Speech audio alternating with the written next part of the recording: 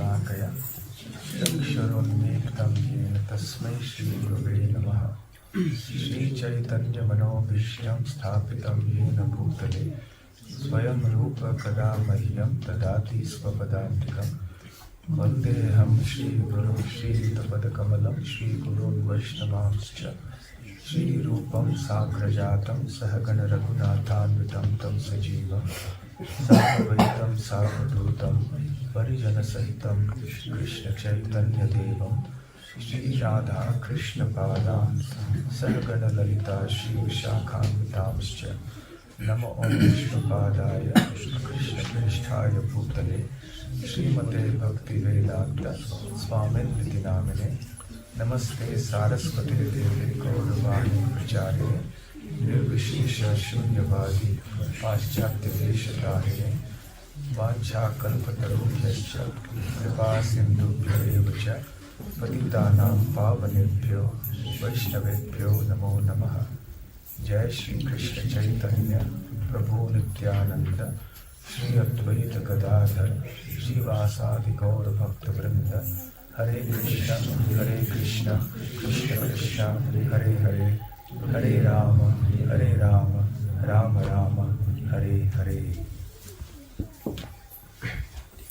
श्री विजयदशमी महोत्सव की जय। इस दिवस को विजयदशमी क्यों कहा गया है?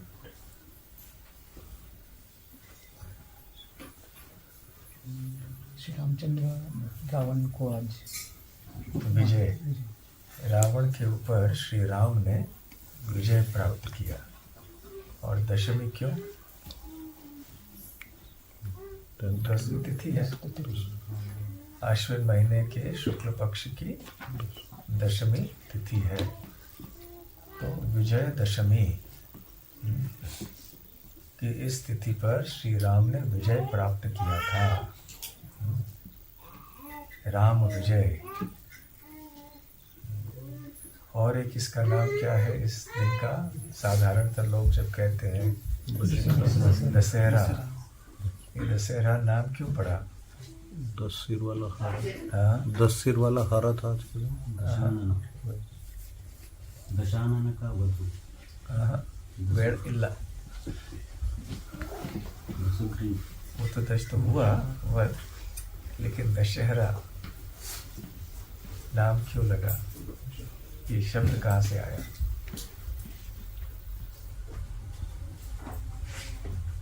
दशम और अहर। दशम तो 10वीं तिथि, 10वीं। और अहर, अहर क्या है? दिन। अहर निशा, निशा मतलब रात, अहर मतलब दिन। जीवन बीमा वाले कहते हैं ना, अहर निश सेवाम यहम, दिन रात आपकी सेवा में है।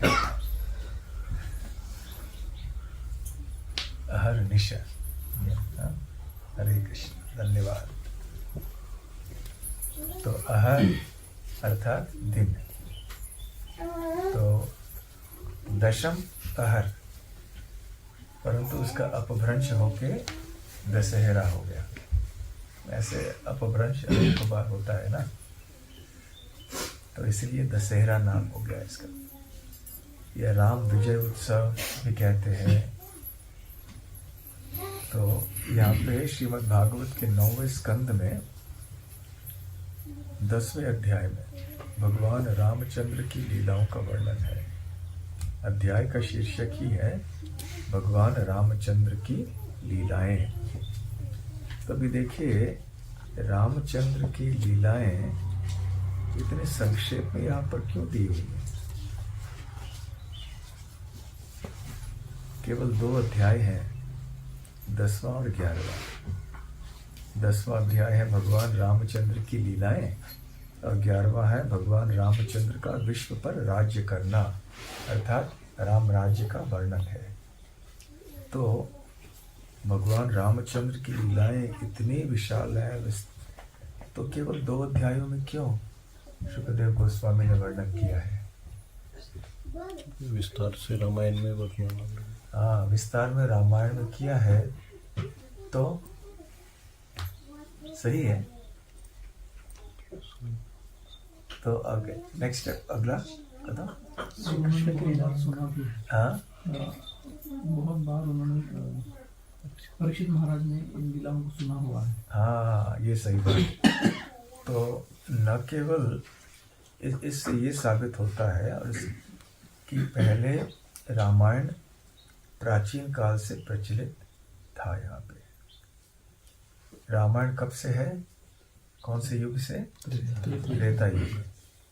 और ये सुखदेव गोस्वामी और परीक्षित महाराज का वार्तालाप कब हुआ? द्वापर के अंत में। तो इतने साल बीत गए, फिर भी रामायण की कथा थी।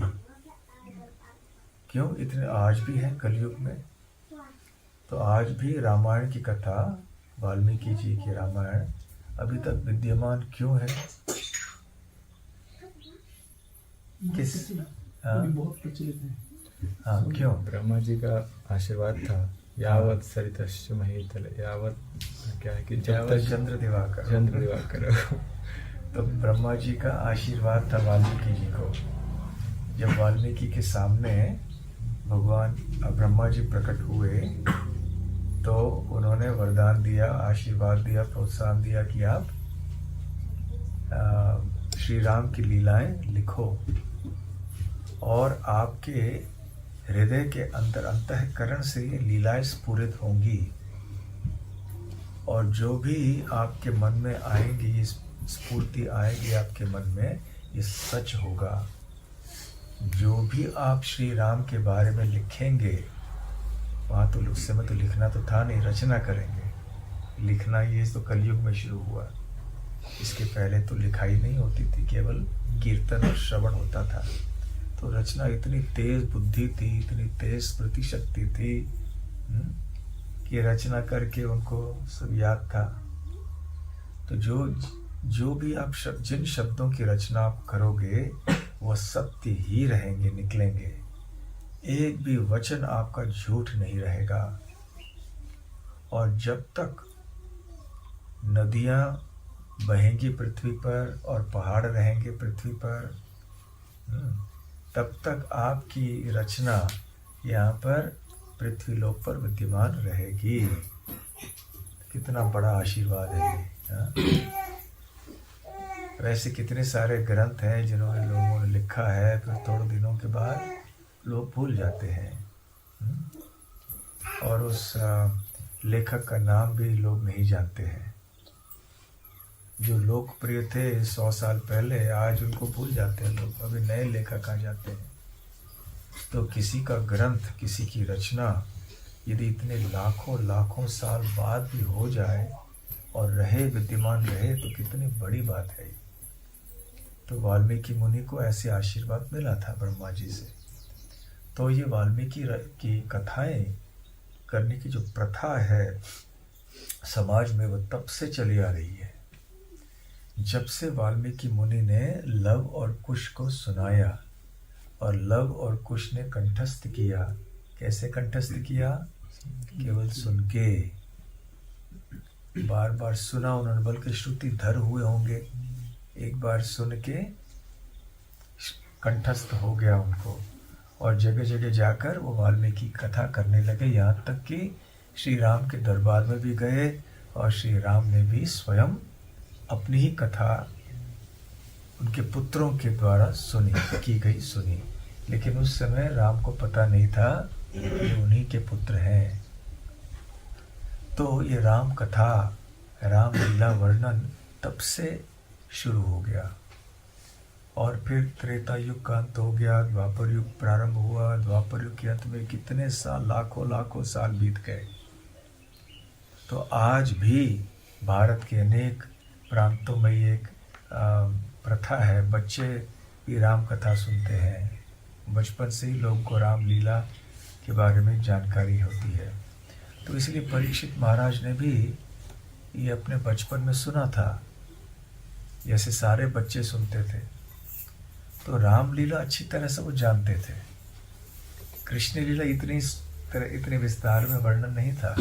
जब तक कि श्रीमद् भागवतम नहीं आया तो श्री कृष्ण लीला की जानकारी इतनी गहराई में लोगों को नहीं थी, इतने विस्तार में नहीं थी.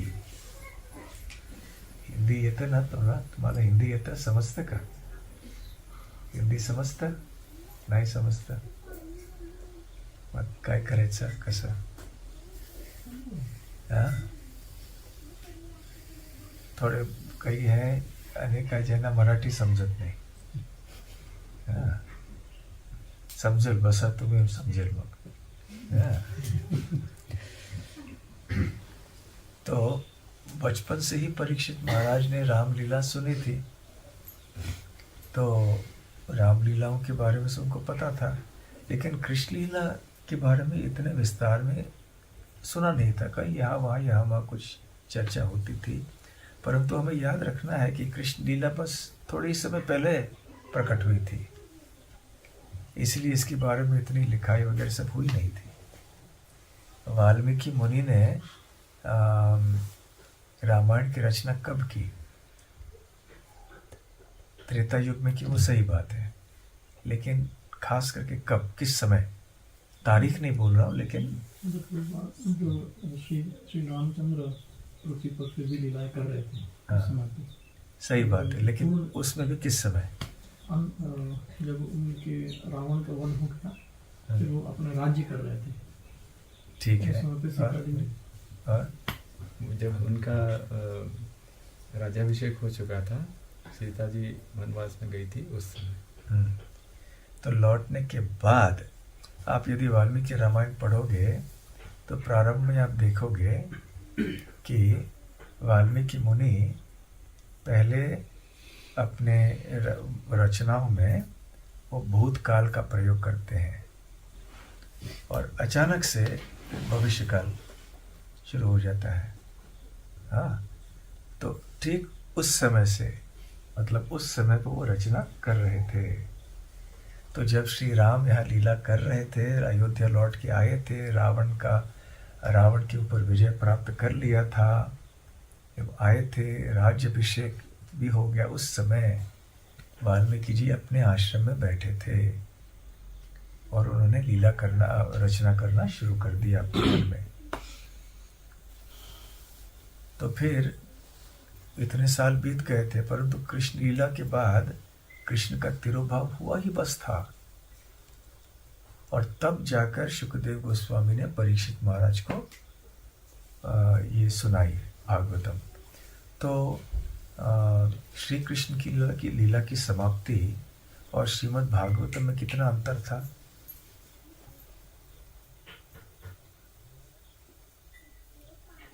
तुरंत हो गया. परीक्षित महाराज का बस जीवन था बीच में, बस थोड़े साल. जब अर्जुन द्वारका से लौट के आए और युधिष्ठिर महाराज ने सब जगह अशुभ लक्षण देखे और उनको पता चला कि बहुत बड़ी दुर्घटना हुई है, या तो अर्जुन को कुछ हो गया है इसलिए इतने दिनों से वापस नहीं आए अर्जुन. और अर्जुन जब अंततः लौट के आए तो उनके चेहरे से तेज पूरा निकल चुका था. अर्जुन बहुत ही उदास लग रहे थे, दुखी लग रहे थे, और तब अर्जुन से पता चला कि श्री कृष्ण का तिरोभाव हो चुका है, स्वधाम लौट के चले गए हैं श्री कृष्ण. तो और अर्जुन शोक कर रहे थे कि मैं श्री कृष्ण की रानियों को ले जा रहा था, वही मेरा गांडीव धनुष है, वो मैं वही अर्जुन हूँ, परंतु थोड़े साधारण डाकू लोग आ गए, डकैत आ गए और उनको मैं परास्त नहीं कर सका. मैं वही अर्जुन, गांडीव वही, सब कुछ वही, परंतु मैं हार गया उनके सामने. तो अर्जुन पूरी तरह से निराश होकर आए थे, और फिर युधिष्ठिर महाराज भी समझ गए कि श्री कृष्ण छोड़कर पृथ्वी स्वधाम चले गए. तो श्री कृष्ण का स्वधाम जाना ये कलयुग का प्रारंभ है. तो कलयुग उस समय से शुरू होता है. और उस समय पांडवों ने क्या किया, जैसे युधिष्ठिर महाराज ने देखा और समझ लिया कि ये परिस्थिति है कि श्री कृष्ण स्वधाम लौट के गए हैं तो तुरंत उन्होंने निर्णय लिया कि हमें अभी वनवास में जाना चाहिए, हमारे राज्य को त्याग करना चाहिए। फिर सारे निकल पड़े, पांचों पांडव और उनके साथ में द्रौपदी देवी भी आ गई। उस समय उन्होंने परीक्षित महाराज को राजगद्दी पर बिठाया। परीक्षित महाराज को क्यों? वो तो पोते थे। पुत्र तो सुनते हो, हाँ, पोते थे ना। पुत्र का तो सब कुरुक्षेत्र में युद्ध में अश्वत्थामा ने मार दिया। हाँ, पुत्र तो थे ही नहीं बचे। हाँ, अभिमन्यु थे नहीं, उनकी हत्या तो करवाई महारथियों ने, और द्रौपदी के अन्य जो पुत्र थे उनकी हत्या अश्वत्थामा ने कर ली, तो कोई बचा ही नहीं था। तो उनका एक ही वंशज बच गया था, वो है परीक्षित। तो परीक्षित महाराज उस समय तरुण थे, तो राजगद्दी पर बिठाया, राज्याभिषेक किया, और तुरंत युधिष्ठिर महाराज अपने भाइयों के साथ और पत्नी के साथ निकल पड़े हिमालय की ओर। बद्रिक आश्रम तक गए, उधर से भी और ऊपर गए हिमालय में। तो उतने ही साल बीते। फिर जब परीक्षित महाराज को श्राप लगा श्रृंगी ऋषि से, फिर उन्होंने सब त्याग करके गंगा के तट में आके शुकदेव गोस्वामी से श्रीमद् भागवतम सुनी। इसका मतलब है जितना भी परीक्षित महाराज के जीवन की अवधि होगी, लगभग उससे थोड़ा कम, बल्कि उतने साल बीत गए बस। तो अभी अभी इसकी रचना हुई। कृष्णे स्वधाम उपगते धर्म ज्ञानादि सह कलो नष्ट दृशामेश पुराणार्को धुनोदितः। तो इसका शब्द भेद करके कौन समझाएंगे इस श्लोक का?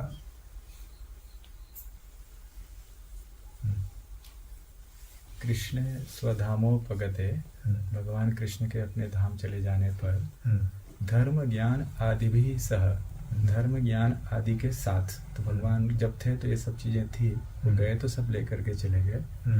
कलौ नष्ट दृशाम एष पुराणार्कः, यह पुराण जो सूर्य के समान है, एक कलयुग में नष्ट दृशाम, जिनकी दृष्टि नष्ट हो चुकी है, उनको यह धुनोदिता, यह उदित हुआ है और सबको दृष्टि प्रदान करेगा, प्रकाश। बहुत अच्छा।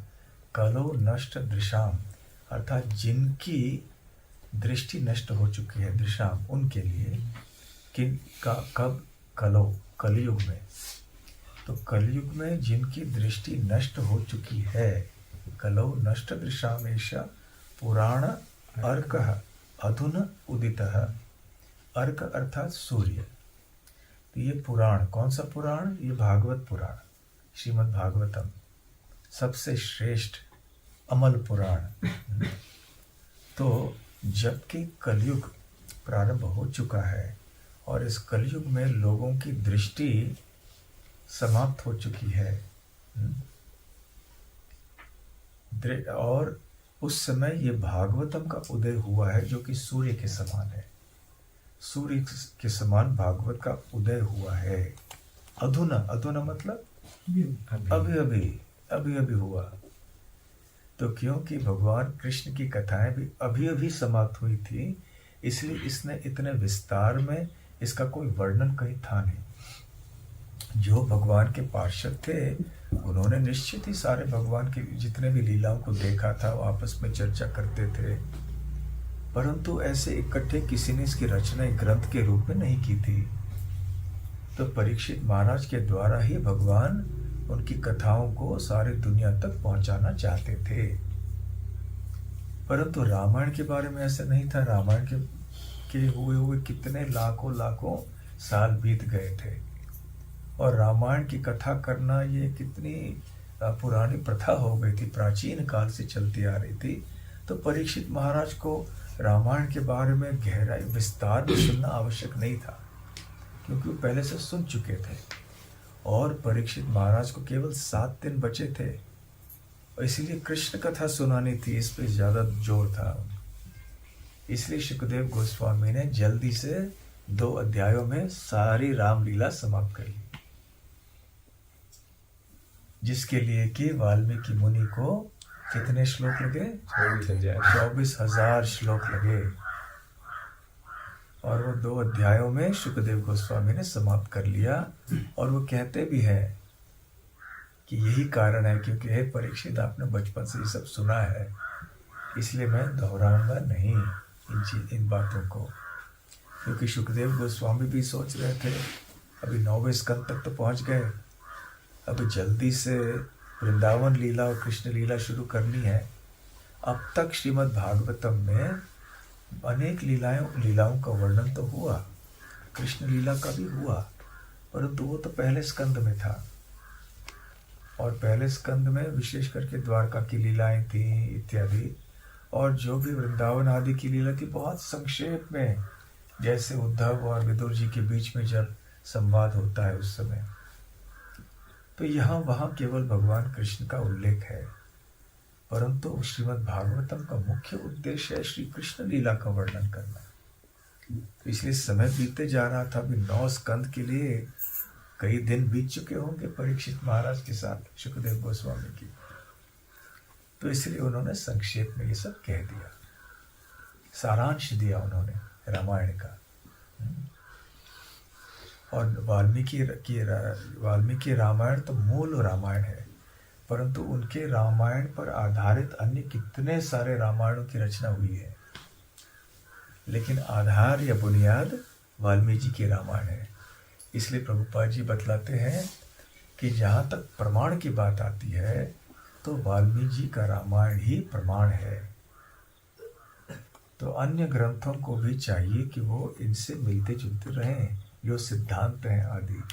यदि वाल्मीकि रामायण के विरुद्ध कोई बात है तो हम उसको स्वीकार नहीं करेंगे। भले हम ऐसी भी कोई बातें स्वीकार कर सकते हैं जिनका उल्लेख वाल्मीकि रामायण में न हो, परंतु वाल्मीकि रामायण से विरुद्ध कुछ नहीं होना चाहिए। तो ऐसे अन्य कितने रामायण हैं, उनके नाम बता सकते हैं आप? कोई 1, 2, 4, 5, 6? कंब रामायण कहाँ पे, कौन सी भाषा में? तमिल भाषा में। और कृत्तिवास रामायण कौन सी भाषा में? बंगला भाषा में। और रामचरितमानस सूरदास द्वारा, तुलसीदास द्वारा विरचित, कौन सी भाषा में? अवधी भाषा में। और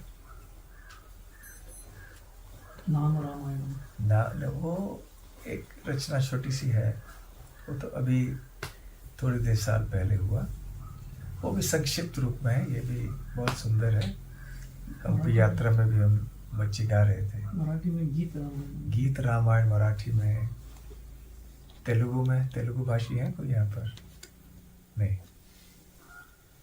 हर एक भाषा में आप देखोगे, नेपाली भाषा में है, और हर एक भाषा में आप पाओगे रामायण, परंतु सब मूल रूप से वाल्मीकि रामायण पर आधारित है। तो वाल्मीकि की रामायण हमारे लिए स्वर्ण मापदंड है, गोल्ड स्टैंडर्ड। जो भी कुछ हमें नाप तोल करना है कि रामायण की कथा क्या है, पहले वाल्मीकि रामायण देखनी है। और श्रीमद् भागवत का भी तो वही स्थान है, परंतु संक्षेप में यहाँ सब हुआ। तो यहाँ ये श्लोक है जिसमें शुकदेव गोस्वामी अब श्री कृष्ण विजय का वर्णन एक श्लोक में ही कर रहे हैं। जब रावण की हत्या हुई श्री राम के द्वारा, तो एक श्लोक में समाप्त कर देते हैं।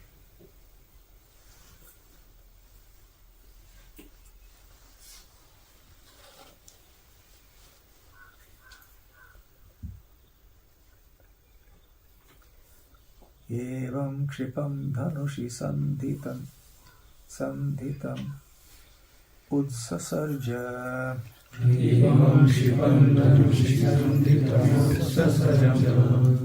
बाणं सवज्रमिव तत्हृदयं बिभेद।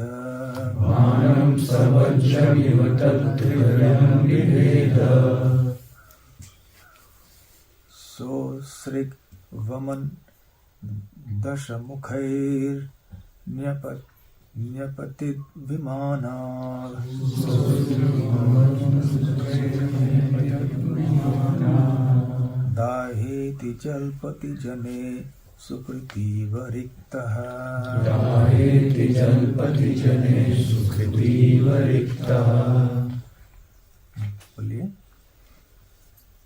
एवं क्षिपन्धनुषि सन्धितमुत्ससजम् एवं क्षिपन्धनुषि सन्धितमुत्ससर्जम् बाणं सवज्रमिव तद्धृदयं बिभेद। बाणं सवज्रमिव तद्धृदयं बिभेद। सोऽसृग्वमन् दशमुखैर्न्यपतद्विमानान्। सोऽसृग्वमन् दशमुखैर्न्यपतद्विमानान्। दाहेति जल्पति जने सुकृतीव रिक्तः। दाहेति जल्पति जने सुकृतीव रिक्तः। एवं क्षिपन्धनुषि सन्धितमुत्ससर्जम् एवं क्षिपन्धनुषि सन्धितमुत्ससर्जम् बाणं सवज्रमिव तद्धृदयं बिभेद। बाणं सवज्रमिव तद्धृदयं बिभेद। सोऽसृग्वमन्तशमुखैर्यमपतितद्विमानान्। सोऽसृग्वमन्तशमुखैर्यमपतितद्विमानान्। दाहेति जल्पति जने सुकृतीव रिक्तः। दाहेति जल्पति जने सुकृतीव रिक्तः। अनुवाद श्रील प्रभुपाद द्वारा। इस प्रकार रावण को धिक्कारने के बाद भगवान रामचंद्र ने अपने धनुष पर बाण साधा और रावण को निशाना बनाकर बाण छोड़ा, जो रावण के हृदय में वज्र के समान बेध गया। इसे देखकर रावण के अनुयायी आर्तनाद करते हुए चिल्लाए, हाय हाय क्या हो गया। क्योंकि रावण अपने 10 मुखों से रक्त वमन करता हुआ अपने विमान से उसी तरह नीचे गिर पड़ा, जिस प्रकार कोई पुण्यात्मा अपने पुण्यों के चुक जाने पर स्वर्ग से पृथ्वी पर आ गिरता है। तो मैं आप में से जो यदि स्वर्ग लोग जाना चाहते हैं तो ये याद रखिए, वापस आना होगा। पुण्य क्षीण मर्त्य लोकम विशंति। हाँ, अच्छा। अरे प्रभुपाद जी भी इसी श्लोक को बोलते हैं। अच्छा, तात्पर्य श्रील प्रभुपाद द्वारा भगवद गीता के 9वें अध्याय के 21वें श्लोक में कहा गया है, क्षीणे पुण्य मर्त्य लोकम विशंति।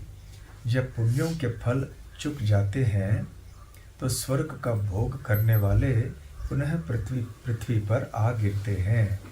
इस जगत के सकाम कर्म ऐसे हैं कि कोई चाहे पुण्य करे या पाप, उसे इस शरीर के भीतर भिन्न भिन्न अवस्थाओं में रहना होता है, क्योंकि पाप या पुण्य के द्वारा बारंबार जन्म मृत्यु की माया के चंगुल से छूटा नहीं जा सकता। रावण को किसी तरह समस्त ऐश्वर्यों से युक्त महान साम्राज्य का राजपद मिल गया था, किंतु सीता देवी का अपहरण जैसा पाप कर्म करने के कारण उसके सारे पुण्य कर्मों के फल विनष्ट हो गए थे। यदि कोई किसी महापुरुष का विशेष रूप से भगवान का अपमान करता है तो वह निस्संदेह अत्यंत अधम हो जाता है और अपने पुण्य कर्मों के फल से विहीन होकर रावण तथा अन्य राक्षसों की भांति नीचे गिर जाता है। इसलिए सलाह दी जाती है कि मनुष्य पाप पुण्य दोनों से ऊपर उठे और समस्त उपाधियों से रहित शुद्ध अवस्था में रहे। सर्वोपाधि विनिर्मुक्तम तत्परत्वेन निर्मलम। जब कोई मनुष्य भक्ति में स्थिर हो जाता है तो वह भौतिक स्तर से ऊपर चला जाता है। भौतिक स्तर पर उच्च तथा निम्न दशाएं होती हैं, किंतु भौतिक स्तर से ऊपर होने पर मनुष्य आध्यात्मिक स्थिति में सदैव स्थिर रहता जाता है। सगुणान समतीत्यैतान ब्रह्म भूयाय कल्पते। रावण या उस जैसे अन्य लोग भले ही इस भौतिक संसार में शक्तिशाली एवं ऐश्वर्यवान हों, किंतु उनके पद सुरक्षित नहीं है, क्योंकि अंततः वे अपने कर्म फलों से बंधे रहते हैं। कर्मणा दैव नेत्रेण। हमें यह कभी नहीं भूलना चाहिए कि हम प्रकृति के नियमों में पूर्णतः अधीन हैं। प्रकृतेः क्रियमाणानि गुणैः कर्माणि सर्वशः अहंकार विमूढ़ात्मा कर्ताहम इति मन्यते। प्रकृति के 3 गुणों के प्रभाव के अंतर्गत मोहग्रस्त जीव अपने को उन सारे कर्मों का कर्ता मान बैठता है जो वास्तव में प्रकृति द्वारा संपन्न होते हैं। भगवद गीता के 3 श्लोक के 27वें अध्याय। किसी को न तो अपने उच्च स्थान का घमंड होना चाहिए और न ही अपने को प्रकृति के नियम से स्वतंत्र मानकर रावण की तरह कर्म करना चाहिए। तो ये अंतिम जो वाक्य है ये बहुत महत्वपूर्ण है। यदि हम कोई दार्शनिक कोई उपदेश ग्रहण करना चाहते हैं आज के दिन पर, जिस दिन पर श्री राम ने रावण का वध किया था, तो सबसे प्रमुख उपदेश ये है जो प्रभुपाद जी कह रहे हैं। फिर से मैं पढ़ रहा हूँ। किसी को न तो अपने उच्च स्थान का घमंड होना चाहिए और न ही अपने को प्रकृति के नियमों से स्वतंत्र मानकर रावण की तरह कर्म करना चाहिए। तो व्यक्ति जितना भी ऐश्वर्यवान क्यों न हो, जितना भी शक्तिशाली क्यों न हो, जितने भी ऊंचे पद पर क्यों न वो आसीन हो, फिर भी यदि वो भगवान के विरुद्ध कार्य करता है तो उसका विनाश निश्चित है। और इसी बात को दर्शाने के लिए, इस बात की पुष्टि करने के लिए श्री राम ने रावण की हत्या की। वैसे तो भगवान की लीलाओं को के बारे में ऐसे कहा जा सकता है कि एक लीला से अनेक उपदेश हम ग्रहण कर सकते हैं। तो उसमें ये एक उपदेश है। और ये भगवद गीता में भी हम देखते हैं कि कौरव भौतिक दृष्टि से देखा जाए तो कितने शक्तिशाली थे। उनके कितने अक्षौहिणी वर्ग थे? 11 थे कौरवों के, और पांडवों के कितने थे? 7 थे केवल। तो भौतिक दृष्टि से यदि देखा जाए तो कौरवों की सेना शक्तिशाली थी, परंतु कृष्ण पांडवों के पक्ष में थे। यद्यपि उन्होंने अस्त्र न उठाने का व्रत लिया था, फिर भी केवल कृष्ण की उपस्थिति पांडवों के कक्ष में ये पांडवों के विजय का कारण हो गया। और जैसा कि भगवद गीता के अंतिम श्लोक में संजय कहते हैं, क्या कहते हैं? यत्र योगेश्वर कृष्ण यत्र पार्थ धनुर्धरः तत्र श्री विजयो भूति ध्रुवानीति मतिर्ममा। जहाँ योगेश्वर श्री कृष्ण है, जहाँ पर गांडीवधारी अर्जुन है, तत्र श्री विजय भूति नीति मतिर्ममा। तो मेरा मत ये है, संजय कहते हैं, कि सारी चीज़ें, सौंदर्य, ऐश्वर्य, कल्याण, विजय, नैतिकता, ये सारी चीज़ें वही होंगी जहाँ पर भगवान और उनके भक्त हैं। तो इसका तात्पर्य ये है कि यदि कोई भगवान का भक्त नहीं है या भगवान के भक्तों के साथ में नहीं है, उनके पक्ष में नहीं है, तो चाहे वो कितना भी बड़ा आदमी क्यों न हो, कितना भी शक्तिशाली भयंकर आदमी क्यों न हो, उसका विनाश निश्चित है। रावण हो, हिरण्यकश्यप हो, हिरण्याक्ष हो, ऐसे कितने इतिहास में बड़े बड़े असुर हुए और सारे ब्रह्मांड के नाक में दम बन गए वो। ऐसे भी बताया जाता है कि उनके नाम मात्र को सुनकर जो है देवगण भी कांपने लगते थे। भृकुटियों को हिलाकर भी देवता डर जाते थे। इतने शक्तिशाली बड़े बड़े राक्षस और असुर थे, परंतु उनका समय सीमित था, क्योंकि उन्होंने भगवान और भगवान के भक्तों के प्रति घोर अपराध किए थे। तो रावण ने भी कितना बड़ा अपराध किया था। श्री राम को मिलने के पहले भी तो कितने अपराध किए थे। वाल्मीकि रामायण के उत्तरकांड में ये रावण की कथा जब आती है तो ये बताया जाता है कि रावण की हार निश्चित क्यों थी, क्योंकि रावण के अपराधों का जो पात्र है वो भर गया था। इतने शाप की पूंजी एकत्र की थी रावण ने, एक के बाद एक के बाद एक के बाद एक। हमें एकत्र करनी चाहिए आशीर्वादों की पूंजी, भंडार, परंतु रावण ने यहाँ वहाँ से इकट्ठा किया था शापों की पूंजी। कोई याद है आपको कौन से शाप मिले थे रावण को, कहाँ कहाँ किन किन से? एक तो कुबेर के वो पुत्र का जो कि किसी स्त्री का स्पर्श करेंगे तो उनका उसकी मृत्यु हो जाएगी। हाँ, तो ये एक शाप कुबेर का था। और एक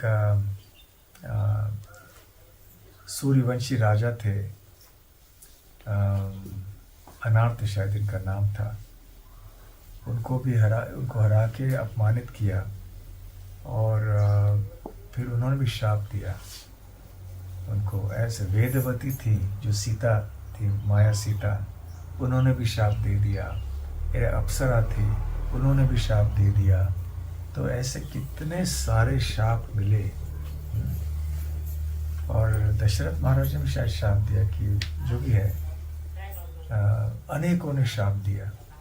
तो इसलिए समय सीमित थी। पाप का घड़ा जब भर जाता है तो व्यक्ति का विनाश निश्चित होता है। तो इसलिए चाहे वो भगवद गीता, महाभारत की कथा हो या रामायण की कथा हो, उपदेश एक ही है कि हमें सदैव भगवान और उनके भक्तों के पक्ष में रहना चाहिए। जो भगवान के विरोध में जाएगा विनाश होगा ही होगा। भीष्मदेव भगवान के भक्त थे, परंतु कृष्ण के विरुद्ध पक्ष में गए, भगवान के भक्तों के विरोध में उन्होंने कार्य किया। और सबसे शक्तिशाली योद्धा संपूर्ण युद्ध भूमि में भीष्मदेव थे। फिर भी द्रोणाचार्य, भीष्म, कृतवर्मा इत्यादि ये सारे के सारे हार गए। तो ये विजयदशमी के ऊपर भी सबसे महत्वपूर्ण एक संदेश, एक उपदेश हम सब के लिए है। और रावण की हत्या के बारे में और क्या हम सीख सकते हैं, ये एक महत्वपूर्ण उपदेश है। और क्या शिक्षा ग्रहण कर सकते हैं?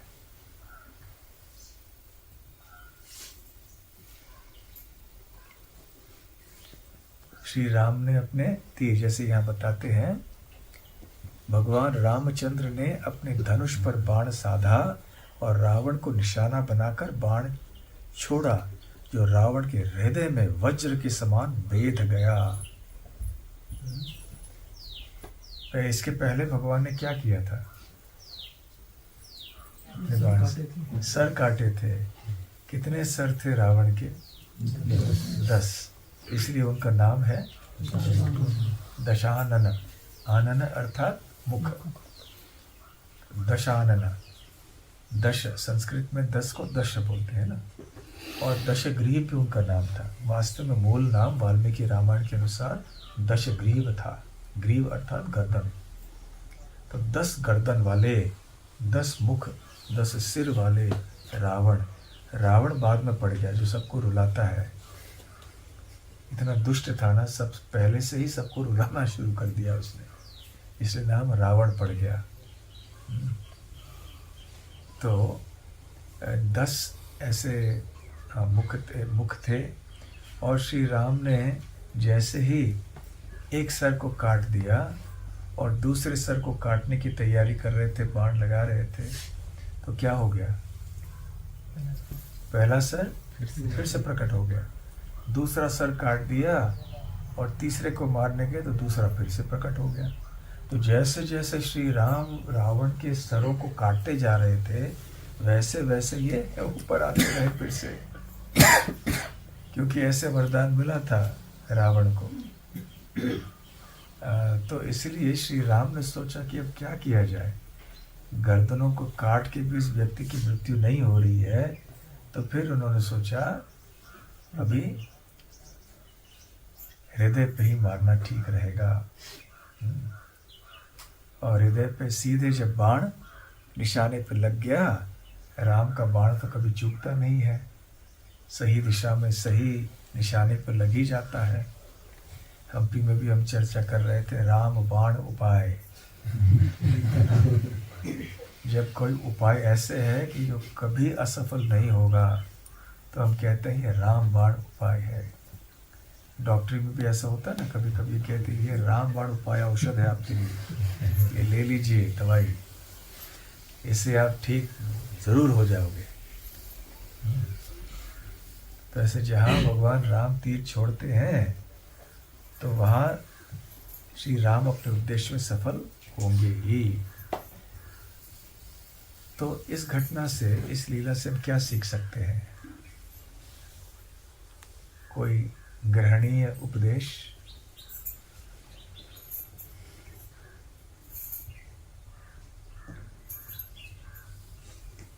हमारी इच्छाएं इन सरों के समान है। हम सोच रहे हैं चलो इसको ये काटते हैं, वो काटते हैं, फिर से वो आ जाते हैं। तो इसीलिए हृदय का परिवर्तन फिर हमें उसके लिए प्रयास करना है। तो ऐसे बहुत सारे उपदेश ग्रहण करने के लिए मिलते हैं। यहाँ पर श्री राम अपने वीर रस का आस्वादन करने के लिए भी प्रयास कर रहे हैं, इसलिए उनको बड़ा आनंद आ रहा है। वीर रस का आनंद का अनुभव करके रावण के साथ युद्ध कर रहे हैं। तो रावण ने भगवान श्री राम को वीर रस का आस्वादन करा के आनंद दिया। तो भगवान को आनंद दिलाना ये भक्ति है, इसलिए रावण परम भक्त है। सही है ना? उद्देश्य नहीं, बात देखिए, मैंने गलती कुछ कही, गलत बात कही। भक्ति क्या है? भगवान को प्रसन्न करना है ना। रावण ने भगवान राम को प्रसन्न किया। कैसे किया? वीर रस का आस्वादन करा कि राम को चाहिए था, वो मैं भी आके युद्ध करना चाहता हूँ, गोलोक वृंदावन में किसी से युद्ध नहीं कर सकता हूँ, सब मेरे भक्त ही हैं।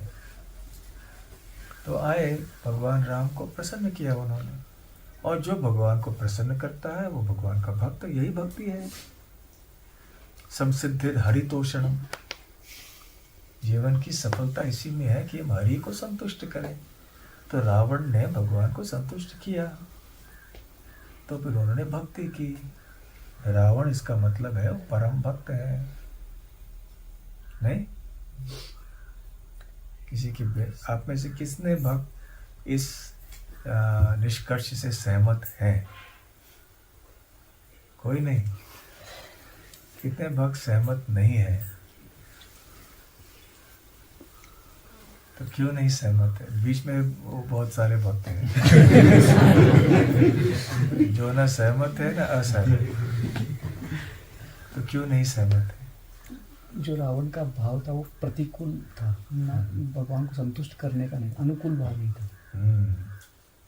तो आगे बढ़ाओ। तो इसलिए रावण जो है वो शुद्ध भक्त के इसमें नहीं है। हाँ, बहुत अच्छा। तो भक्ति हृदय की बात होती है। हृदय से जब व्यक्ति के अंदर इच्छा होती है कि मुझे भगवान को प्रसन्न करना है और शास्त्रोक्त पद्धति से वो कार्य करके भगवान को संतुष्ट करता है, तो फिर वो भक्त कहलाता है। तो केवल भगवान को प्रसन्न करना इतना महत्वपूर्ण नहीं है। गलती से भगवान प्रसन्न हो गए तो वो भक्ति नहीं है। भक्ति वो है जहाँ व्यक्ति चाहता है कि भगवान को मैं प्रसन्न करूं। जब उसके हृदय में तीव्र इच्छा होती है भगवान को प्रसन्न करने के लिए, तब जाकर वो भक्त कहलाता है, अन्यथा नहीं। दूसरी ओर कोई भगवान को नाराज करे, क्रोधित करे, तो वो भक्त तो नहीं हो सकता ना। सही है ना? सब लोग ऐसे देख रहे हैं। सही है कि नहीं?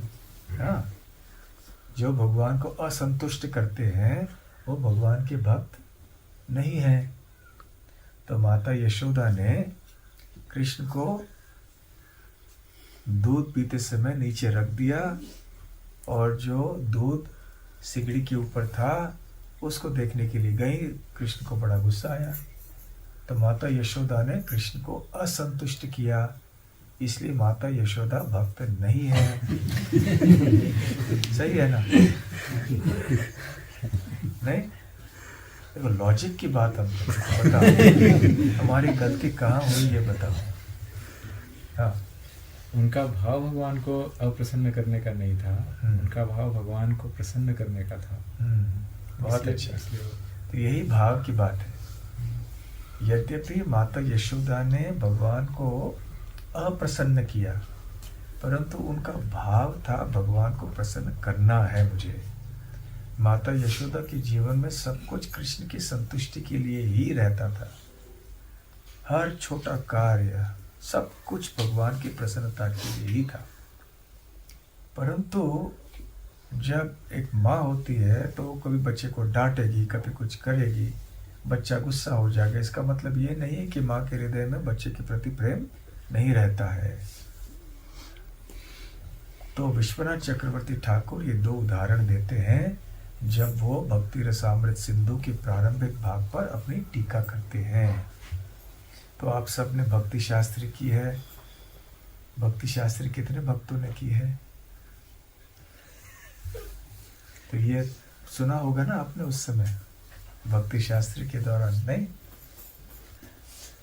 तो ये उदाहरण विश्वनाथ चक्रवर्ती ठाकुर देते हैं। भक्ति की परिभाषा जो कौन से श्लोक में आती है भक्ति रसामृत सिंधु में? अन्याभिलाषिता शून्यम ज्ञान कर्माद्यनावृतम आनुकूल्येन कृष्णानुशीलनम भक्तिरुत्तमा। तो आनुकूल्येन, ये कि अनुकूल भाव से किया जाना चाहिए। जो भी सेवा भगवान की हम करते हैं अनुकूल भाव से किया जाना चाहिए। यदि अनुकूल भाव नहीं है तो उसे भक्ति हम नहीं कह सकते। तो इतना पर्याप्त नहीं है कि कोई भगवान की को प्रसन्न करे, इतना नहीं, भाव भी अनुकूल होना चाहिए। और यदि भाव सही हो, हृदय में प्रेम हो, तो चाहे भगवान असंतुष्ट हो या संतुष्ट हो, वो व्यक्ति भक्त ही कहलाएगा। और जब भक्त के हृदय में प्रेम रहता है और जब भगवान नाराज हो जाते हैं, अप्रसन्न भी यदि हो जाते हैं, वास्तव में वो प्रसन्न है, क्योंकि ये उनकी लीला है। और लीला के अंतर्गत इस प्रकार के रस का भी वो आस्वादन करना चाहते हैं। तो माता यशोदा के साथ श्री कृष्ण वात्सल्य रस का स्वाद ले रहे थे। जब गोपियां श्री कृष्ण को अपशब्द कहती हैं, कभी उनको बांध देते हैं कृष्ण को, तो उस समय भी वो माधुरी रस का आस्वादन करते हैं, अप्रसन्न हो जाते हैं, परंतु वास्तव में प्रसन्न है। इस प्रकार से भक्ति के सूक्ष्म सिद्धांतों को हमें जान लेना चाहिए। तो इस तिथि पर श्री रामचंद्र ने रावण का वध करके हमें इतने सारे उपदेश दिए, और भी बहुत विषय तो बहुत लंबा है। तो वहाँ पर सारे रावण के जो अनुयायी थे, उनके जो सैनिक थे, उनकी पत्नियाँ थीं, रानियाँ वगैरह, वो सब फिर दौड़ के आए, सब निराश हो गए। आगे चल के शुकदेव गोस्वामी फिर इस कथा को आगे रखते हैं। श्री रामचंद्र विजयोत्सव की जय। श्री विजयदशमी की जय। श्रील मध्वाचार्य की जय। गौर प्रेमानंदे हरि हरि बोल। हरे कृष्णा। रामायण में अगर हम पढ़ते हैं तो शुरुआत में बाल्य कांड है, लेकिन भगवान की बाल्य लीला ही नहीं है। तुरंत विश्वामित्र मुनि आ जाते हैं और उनको लेके चले जाते हैं। तो एक दो लीलाएं केवल वो बड़े हो गए, अपने पिताजी की आज्ञा पालन करते थे और हाँ, इसमें समझे 4-5 श्लोकों में ही बताएंगे ऐसे। क्योंकि बाकी इतनी और महत्वपूर्ण चीजें बतानी थी। प्रभु रामचंद्र की बाल लीलाओं का वर्णन विस्तार में वाल्मीकि रामायण में नहीं है, सही, परंतु श्रीमद् भागवतम में कृष्ण की बाल लीलाओं का वर्णन कितना है? काफी है, विस्तार में है। क्या कारण हो सकता है? राम एक्चुअली मर्यादा पुरुषोत्तम है। हाँ, ये बात है।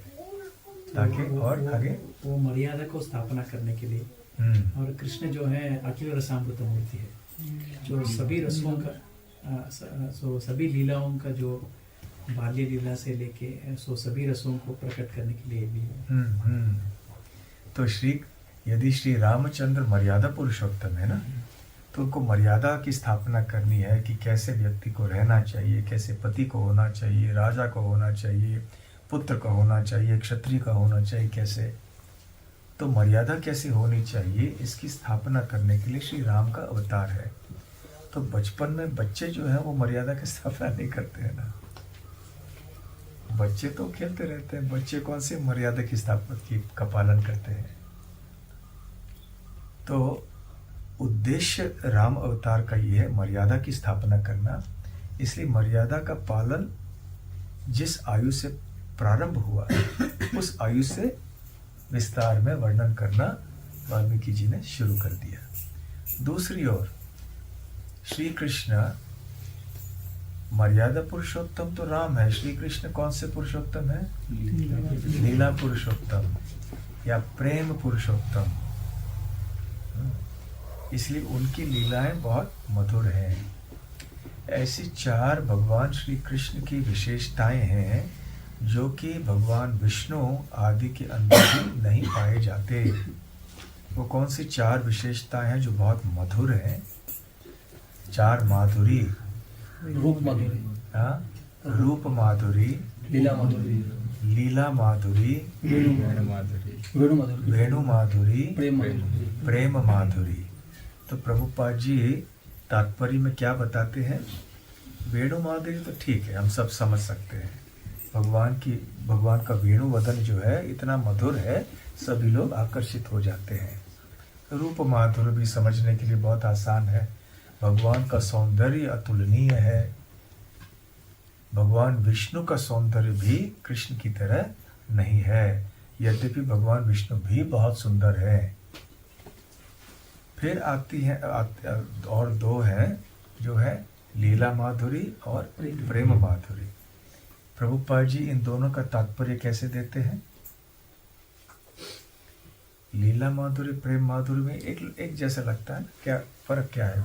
क्या बताते हैं प्रभुपाद जी?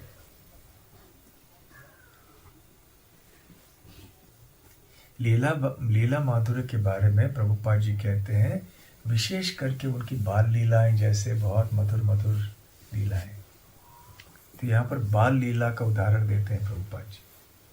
और प्रेम माधुरी है कि भगवान श्री कृष्ण अपने प्रेममयी भक्तों से घिरे हुए रहते हैं, विशेष करके गोपियां। तो प्रेम माधुरी में वो माधुरी रस के आस्वादन या लीलाओं का उल्लेख करते हैं, और लीला माधुरी में बाल लीलाओं का या पौगंड लीलाओं का वर्णन होता है। तो ये श्री कृष्ण की विशेषताएं हैं, क्योंकि वो लीला पुरुषोत्तम है, वो प्रेम पुरुषोत्तम है। तो वाल्मीकि जी ने रामायण में भगवान के राम की बाल लीलाओं का वर्णन इसीलिए नहीं किया कि आवश्यक नहीं थे, वो अपने उद्देश्य के लिए।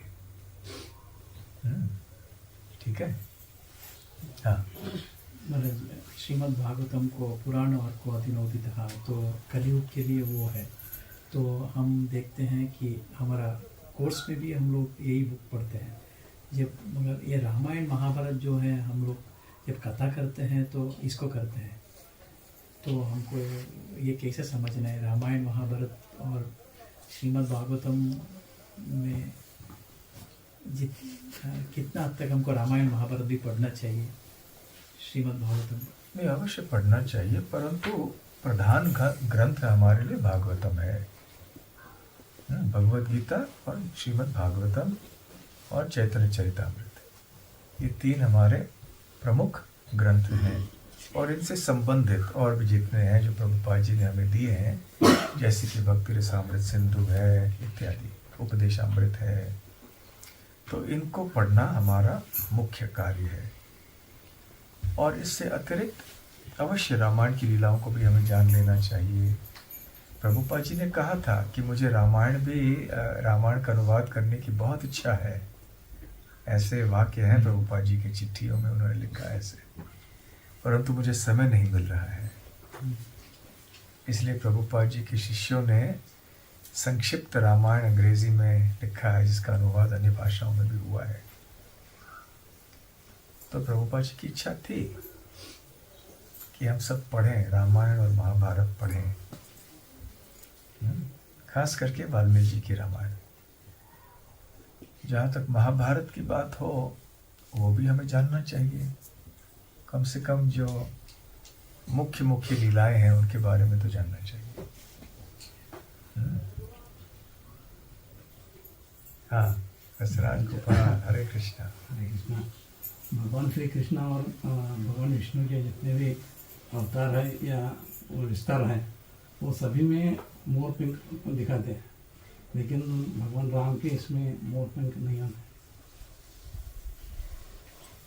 मोर पंख विशेष रूप से केवल कृष्ण में होता है। कृष्ण के तस्वीर में आप देखेंगे, भगवान विष्णु में मोर पंख कहाँ इतने दिखाई पड़ते हैं? केवल कृष्ण, केवल कृष्ण ही। हाँ, कौन सी पेंटिंग्स में है? पेंटिंग में दिखाते हैं, क्योंकि वो कृष्ण और विष्णु की एकता की बात करते होंगे। परंतु मोर पंख का महत्व विशेष रूप से भगवान श्री कृष्ण के साथ है, वो भी केवल वृंदावन में, क्योंकि वहाँ मोर के साथ वो नृत्य करते थे, उनको ऐसे ही मोर पंख मिला ना। ऐसे कई कथाएं हैं वृंदावन में। तो एक बार मोर को नृत्य करते हुए देखकर श्री कृष्ण भी उनके पास सामने गए, वो भी नृत्य करने लग गए। और मोर को इतना अच्छा लगा कृष्ण का नृत्य कि उन्होंने अपने ही पंख को उतार के दे दी, भेंट दे दी। तब से श्री कृष्ण ने मोर पंख लगाना शुरू कर दिया। बरहा पीड़म, अपीड़ मतलब सर के ऊपर जो आभूषण होता है, बरहा मतलब मोर पंख। बरहा पीड़म नटवर बपुः कर्णयो कर्णिकारम ना। ठीक है कि हरे कृष्णा कृष्णा कृष्णा हरे हरे, हरे राम राम राम हरे हरे। श्रील प्रभुपाद की जय। ग्रंथराज श्रीमद् भागवतम की जय। गौर प्रेमानंदे हरि हरि बोल। हरे कृष्णा।